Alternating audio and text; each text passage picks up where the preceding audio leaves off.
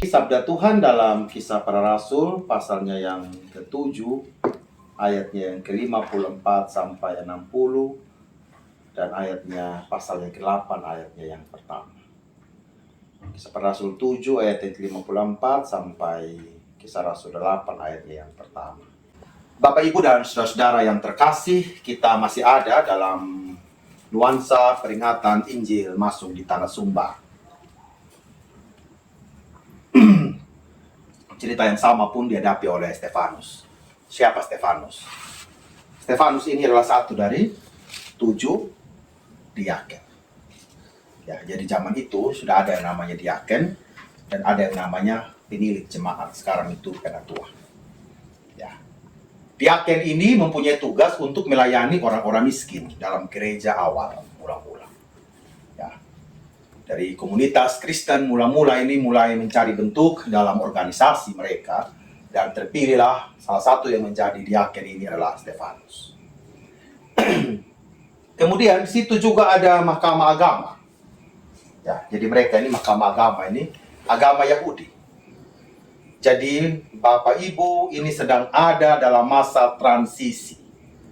Ya, jadi Kisah Para Rasul ini merupakan transisi dari kehidupan Yahudi kepada kekristenan. Ya, jadi Bapak Ibu bisa bayangkan ada sebuah perubahan besar dalam kehidupan persekutuan orang-orang percaya. Itu fakta sejarah ya. Jadi kita bisa bayangkan bagaimana orang bilang itu resisten atau penolakan. Ya, gak usah kita tiba-tiba diinstruksi ganti nasi dengan ubi. Kira-kira semua masyarakat terima tidak Bapak Mam? Saya pikir tidak. Dengan segala macam alasan. Sekarang ini saja mau mengganti minyak tanah ke gas ini orang rela antri ganti minyak tanah karena tidak mau menggunakan gas. Itu saja perubahan itu saja. Saya tidak tahu kebijakannya sampai kapan. Tidak mudah. Ini masalah minyak tanah, benda yang bisa kita lihat. Perikop kita ini berbicara tentang apa? Tentang sebuah perubahan besar dalam hal pengajaran.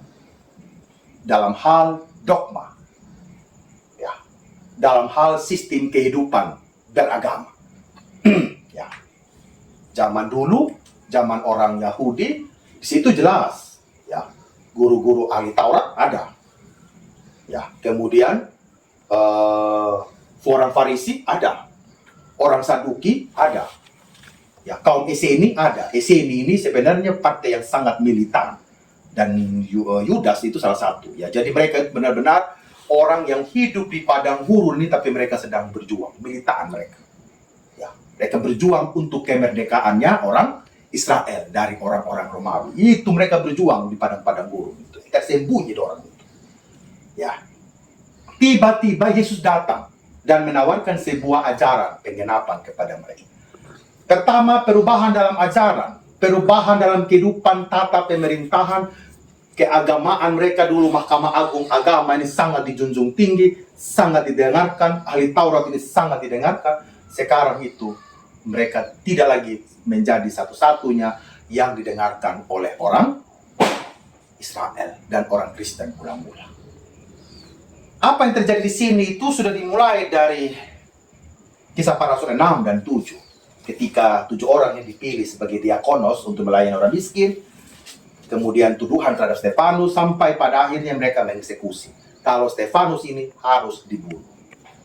Ya, karena dia sudah mengikuti Kristus, dia menjadi pelayan bagi Kristus, ini harus diselesaikan.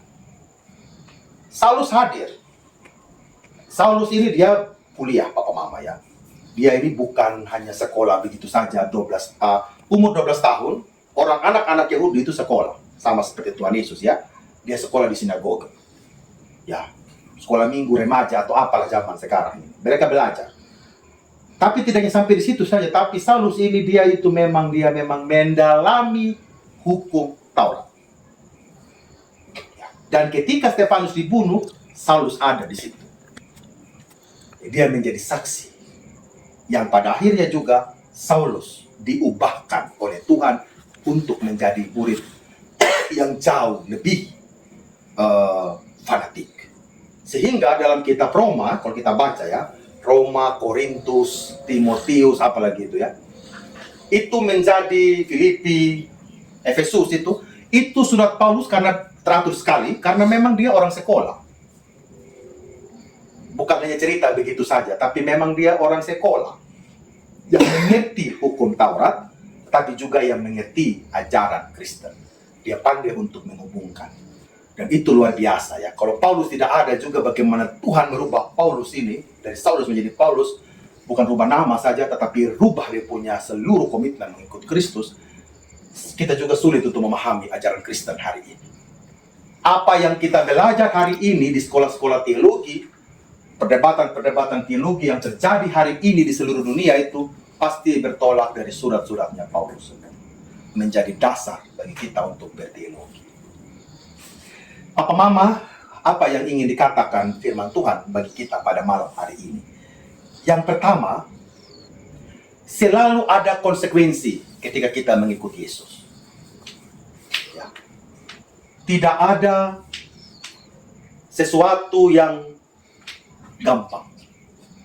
Tidak ada sesuatu yang murah meriah. Tidak ada sesuatu yang hanya begitu saja. Tapi mengikuti Yesus segenap dengan dia punya konsekuensi. Ya. Dan itu tidak mudah.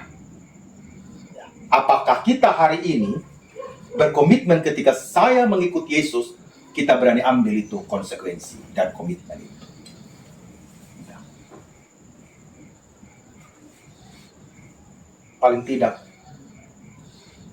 buah-buah pertobatan itu harus menjadi konsekuensi dari mengikuti Yesus. Ya. Perubahan hidup, metanoia, ya, pertobatan yang benar-benar setiap hari, itu memang harus ada dalam kehidupan kita sebagai orang yang percaya. Dan itu dipegang teguh oleh para rasul dan para murid, para pelayan saat itu. Mereka tidak mau bergeser. Ya, bahwa ketika mereka memutuskan untuk mengikuti Yesus, apapun konsekuensinya, kami tetap berdiri atas nama Yesus. Hal yang kedua, tetapi Stefanus yang penuh dengan Roh Kudus menatap ke langit lalu melihat kemuliaan Allah dan Yesus berdiri di sebelah kanan Allah. Ketika kita memutuskan untuk mengikuti Yesus, pandangan kita harus menatap kepada Roh Kudus. Kepada apa? Kepada kekuatan Allah. Tidak ada tawaran untuk saya mau ikut Tuhan Yesus, saya ikut, saya punya mau saja. Ya. Tetapi benar-benar hanya kekuatan Allah. Memandang kepada kekuatan Allah artinya benar-benar mengandalkan hanya Tuhan saja yang mampu untuk menguatkan kita. Hanya Roh Kudus saja yang memampukan kita untuk menjalani ini kehidupan bersama dengan Yesus. Meskipun kadang-kala kita mau menatap ke kiri dan ke kanan. Kita mau menatap ke belakang dan kita mau menatap ke bawah. Ya. Tetapi hari ini tidak ada pilihan bagi kita. Kita bisa mengatakan mungkin lebih enak saya hidup dengan masa lalu saya. Tidak apa-apa, kita hidup dalam dosa juga tidak apa-apa. Sama seperti kalau kita di rumah itu suka pakai itu baju yang kenyapat, orang bilang lebih asik. Ya toh? Kalau tidur itu mama suka pakai daster yang ada lubang-lubang sedikit, katun ya kan? Lebih enak. Apalagi itu baju Bali, dulu satu asal baju Bali dua, itu yang paling enak pakai itu. Ya, enak, mami orang suka, mami kamu, enak gitu. Kadang-kadang kita suka kembali ke belakang.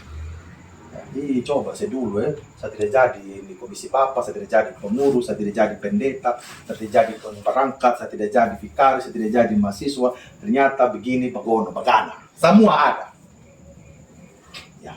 Dan sayangnya bukan saja dalam mengikuti Yesus, bahkan dalam pekerjaan kita setiap hari sebagai liturgi kita. Liturgi itu ya setiap hari kalau Mama Jason masak di dapur itu liturgi di nama. Di gereja itu namanya tata ibadah, Bapak Mama ya. Tapi setiap hari Om Ans bangun pagi di kantor itu liturgi DP nama. Ya, Om Adi kasih makan sama Oma tiap pagi itu liturgi. Tata ibadah itu ya hari Minggu itu. Jadi kadang-kadang ya kita perlu koreksi ya. Liturgi bukan liturgi, tata ibadah itu. Ya, liturgi ini sudah dicangkul, di kebun, kerja tukang itu liturgi hidup kita. Ya. Kadang-kadang dalam hal dunia itu juga kadang-kadang kita menyesal kadang-kadang. Coba dulu saya jadi pegawai, saya lebih enak berusaha gitu ya. Lihat Om Adi kayak kos-kosan kayak asik gitu ya, bos atas diri sendiri gitu kan ya. Om Ars bilang saya depan lebih PHO jalan terus gitu kan ya. Iya kan, enak kayak Om Adi gitu kan, buka lapak aman gitu kan, bisa gitu kan. Enak kayak Mama Jason ya, bangun pagi Jonas kuning aman, terima uang jelas itu uang gitu kan ya. Kita di seluruh harap uang sudah di bank yang lain gitu kan. Nah contoh begitu ya. Artinya kita suka menatap ke kiri dan ke kanan. Dan kita lupa bahwa hidup ini sebenarnya ini memandang ke Tuhan saja. Meskipun kadangkala kalau kita harus mengangkat muka kita kayaknya tidak gampang. Karena beratnya ini hidup. Ya Pak Mama ya, kayaknya menatap Tuhan kayaknya berat sekali. Saya layak tidak ada dengan Tuhan. Ketika beban begitu berat, ya kadang-kadang Tuhan apa kau ada begitu. Tapi kita mau belajar dari Stefanus, walaupun kaki sebelah sudah dikubur, ini sudah nyawain Bapak Mama ya. Tetapi Stefanus dengan Roh Kudus menatap ke langit dan yang dilihat itu kemuliaan Allah. Ya. Pertanyaannya, sejauh mana saya dan Papa Mama melihat kemuliaan Allah ketika mengikuti Tuhan Yesus? Lihatlah kemuliaan Tuhan. Nona mahasiswa datang di Manupara, lihatlah kemuliaan Tuhan. Ya. Bapak-bapak, ibu-ibu ikut compare, ikut kompak, lihatlah kemuliaan Tuhan. Ya. Kita harus melihat kemuliaan Tuhan dalam apapun yang kita lakukan. Ya. Tidak gampang. Butuh hati yang dikuasai oleh Roh Kudus. Ketika pekerjaan berat di kantor, di rumah, sebagai tukang di dapur, kita melihat Tuhan, adakah kemuliaan-Mu di dalam sekap-sekap yang saya buat ini, kayu kursi-kursi yang saya buat, meja yang saya buat, proyek yang saya hadapi, pena pensil yang saya pakai, adakah kemuliaan Tuhan? Ya, kita harus melihat, bukan sebagai beban. Hal yang berikut, sungguh aku melihat langit terbuka dan Allah manusia berdiri di sebelah kanan Allah. Maka mereka berteriak-teriak mereka dan sambil menutup telinga serentak menyerbu. Mereka menyeret dia keluar kota. Ini saya bayangkan kantong ngaretang diseret dari kampung Tanganang bawa ke Mehang Mata sana. Diseret pakai kuda. Bapak Mama. Ternyata saat menatap Tuhan juga ini ternyata betul sudah kemuliaan. Tapi kena seret Bapak Mama. Sakit fisik. Ya, sakit ini tubuh. Saya pikir bukan air mata lagi yang Stefanus ini apa ya? Yang Stefanus ini keluarkan darah. Bahkan nyawa dia itu menjadi taruhan, dilempar dan selisih. Dan melempari dia. Kalau ada pepatah yang mengatakan hanya buah yang lebat dan manis yang dilempar, ya ini bukan dilempar, saya diseret, dilempar, dibunuh satu kali. Kita mikir-mikir, wah Papa, kita mau lihat kemuliaan Tuhan, tahu-tahunya remuk kita punya badan. Ya. Konsekuensi dari semua mengikuti Yesus, dari semua prinsip menjalankan kebenaran firman Tuhan, remuk perasaan Bapak Mam. Mana ada yang enak Bapak Mam? Remuk orang lain korupsi, baru kita tidak korupsi, wah kenapa dia, kenapa saya tidak?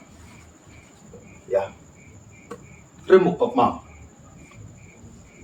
Saya kerja bangun pagi jam 4 masak nasi kuning, ada orang lain pergi pancuri, saya tidur enak-enak aja. Saya ini, sakit badan, orang tidur sampai jam 7, saya bangun jam 4. Mama Jason bisa protes. Ya. Dan saya pikir kesaksian dari Pak Ars juga mungkin kita pulang kantor tidur siang, Pak Ars masih mikir anaknya bawa ke cuci darah dan lain sebagainya. Ya. Kita punya pergumulan Om Adi dengan Oma, Papa Dewi dengan pergumulan anaknya, Bapak Apri juga, dengan Pak Vikaris dan anak-anak yang masih kuliah. Kita semua ada yang bergumul. Tidak gampang. Remuk, ini perasaan. Remuk kita punya hati. Semakin kita hadir di gereja, semakin kita di gereja, itu godaan-godaan datang meremukkan kita semua. Kita bangun, kita punya rumah tangga sebagai suami istri, bisa saja godaan datang meremukkan hubungan pernikahan kita. Ya, meremukkan. Persekutuan yang kita bangun bersama-sama, misalnya di sini ya, BPP, BPJ, Majelis Jemaat, Bersatu Hati dan Perangkat, ada saja yang datang mengganggu dan ingin meremukkan itu persekutuan. Tetap ada. Ya. Bahkan sebagai orang-orang Kristen di Manubara ini. Ya. Seharusnya kita diremukkan oleh suara-suara asan. Ya. Menampak kita sebenarnya. Betul tidak Pak Ma? Tapi suara asan sudah banyak begini, kita tetap nyantai hari Minggu. Ya. Orang udah sholat satu waktu 5 kali ini nih. Kita yang 1 minggu saja pergi gereja, 1 minggu aja. Ya, seharusnya itu meremukkan kita punya hati seharusnya. Tapi kita anggap itu enteng saja semua. Padahal itu tamparan buat kita. Betapa orang kasih bunyi sana sini, kita tidak menggerakkan juga kita punya hati. Oke, saya mau ke gereja hari Minggu ini minimal. Minggu saya pergi gereja. Saya bilang memang, saya tidak larang kalian main ayam. Tapi main ayam tambah judi, tambah segala macam, itu yang buat kita rusak. Ya, saya baca itu kata-kata judi itu hanya orang kaya, Pak Maaf. Kasarnya begitu. Ya, ini kasar. Itu permainan orang-orang yang memang suka kelebihan uang di Las Vegas sana. Jadi pergi di sana, begitu. Kita masih merayap dengan semua hal di hidup ini, saya pikir harus kita rubah juga dalam hidup. Ya, tapi rasanya sudah mati rasa juga. Ya. Bahwa Injil, kebenaran firman Tuhan itu kita sebagai orang Kristen juga rasanya kita anggap enteng. Tidak merasuk di dalam hati dan hidup kita. Bapak Mama dan yang terakhir, dia menyerahkan diri. Ya Tuhan Yesus, terimalah rohku. Dia masih doa lagi, Tuhan jangan tanggungkan dosa ini kepada mereka. Ya, saya juga tidak tahu ya hatinya Stefanus ini terbuat dari apa, Pak Mang. Ya. Sudah diremuk-remukkan juga, tetap dia memberikan doa pengampunan.